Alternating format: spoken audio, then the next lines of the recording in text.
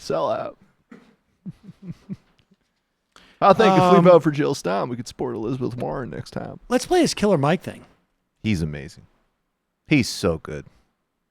Killer Mike is so good. This is fresh off the heels of Bill Maher saying just wackadoodle stuff about BDS. He really has a problem with religion. If it's a religion that starts with an I and ends with an M. Right. Here's Killer Mike on Bill Maher's program explaining to people why the concept of free college, of a free college option in every state, is actually good for society. Mike, what did you think of Cardi B's summit with Bernie Sanders? Man, I'd get a week's pay to so be in that encouraged because this is Really? a country that this is a country of vagrants, unwanteds, and protesters. In our inception, right? We're essentially the hood of the United Kingdom. Right. And No, that's Australia. yeah, I know, right? Yeah, that's right. Australia would be Rodney la ghetto. But Cardi represents a young Afro-Latina woman from poor and working class background who has now used her platform when she could have become far more conservative, made her money and walked away. She used it to engage not only for her own self-interest, but the self-interest on behalf of her people. She's now probably in a 35 to 45% tax bracket. And she said, I don't mind paying my money. I just would like my money to go other places besides military. I'd like it to go in education. And I think that's what my grandparents wanted when they moved from the Deep South. That's what your parents want. So for me, seeing her participate in it invigorates me because I know other young women, 18, 19, 21 years old, who may not be going to college for 4 and 6 year degrees, but maybe going to beauty school, maybe working menial jobs. It makes them active. Well, that's an interesting point then, because Bernie, who you support, Yes. Okay, he's for free college. Yes. I've raised this point before. Why should people who don't go to college be subsidizing the ones who do? Because the people who go to college are going to be making a lot more money. College is not free. Somebody's going to be paying for that. Pause it for 1 college. second. Now, I don't know this for a fact, but I am willing to bet that Bill Maher has never complained about the mortgage interest deduction that applies only to people who own their homes, as opposed to people who rent.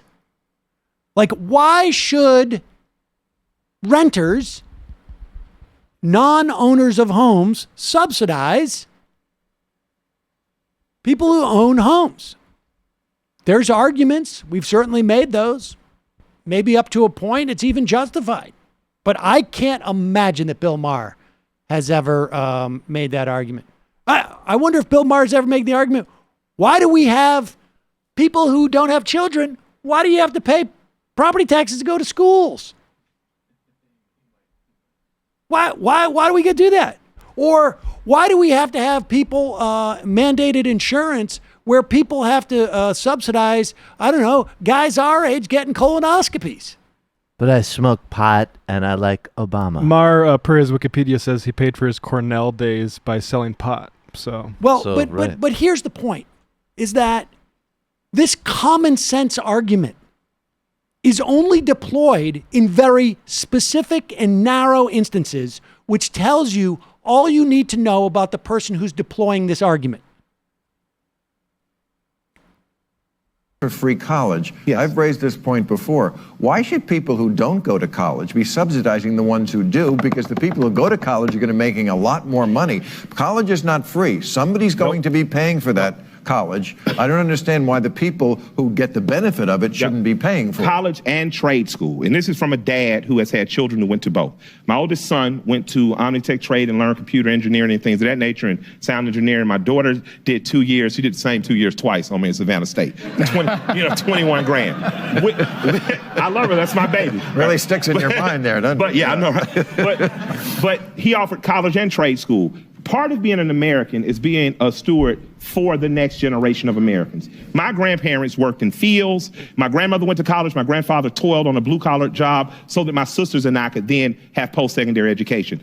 I don't mind, as an American now, investing in the greater America. If we're going to build an infrastructure, you got to have carpenters and electricians. If that's one of your children, that's fine by me. Did you notice I love that, the I'm physically absorbing the stupid. Oh no, he was getting disingenuous- ready. He's Yeah. getting ready. He's getting ready for it. I've heard this so many times I can dance to it. Right. But I mean, just this concept.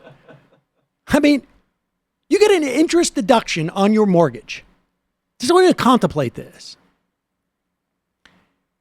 You're going to sell that house, in many instances, at a profit. It's completely, not only is your living subsidized, but your profit making is subsidized. He will never complain about that.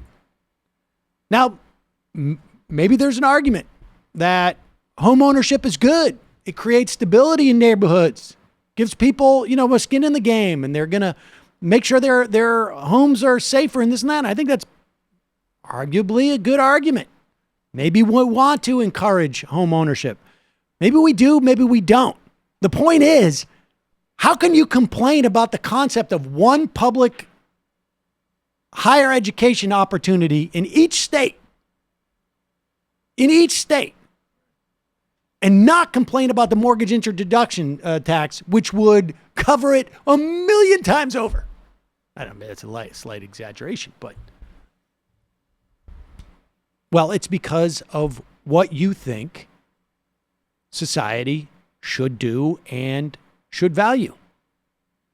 That's it. But it's so beautiful the way he threaded. It's like, no, it covers trade school as well. And in fact, we should respect and prop up and highly compensate people in trade school. I understand the whole structure of the argument is ridiculous. It should cover trade school, of course. Yeah. But even if it didn't, The argument doesn't argue stand. on the merits. Is there value to having the opportunity for future generations of Americans to get involved in careers that are not dictated by hundreds of thousands of dollars in debt when they start day one in the workforce? Is it a value of Americans to have people who can go out and make that money and not be chained to this kind of debt? That's the question. It's absurd. It's an absurd. Why do we have public school? Why do we have public school at all? Why should people who send their kids to private school have to pay for public education in schools? I do think that actually points to a bigger project that like somehow higher ed needs to become more inclusive and not just basically like a way for late teenagers to jump a class rung, basically. Like I don't know how exactly. We've talked a little bit about this on TMBS. Like making it more like, say, like any 35-year-old has like a number of free credits that they can go to a university and take every like such and such years or something like that. Right, that it's not so sequestered as a not as isolated from the society. Yeah, and that there's just more of a broader concept and investment that people at different times in their life for a variety of different reasons, not just professional advancement, should be able to take a course, read books, have conversations. So meanwhile, the New York Times has come out with, they have a project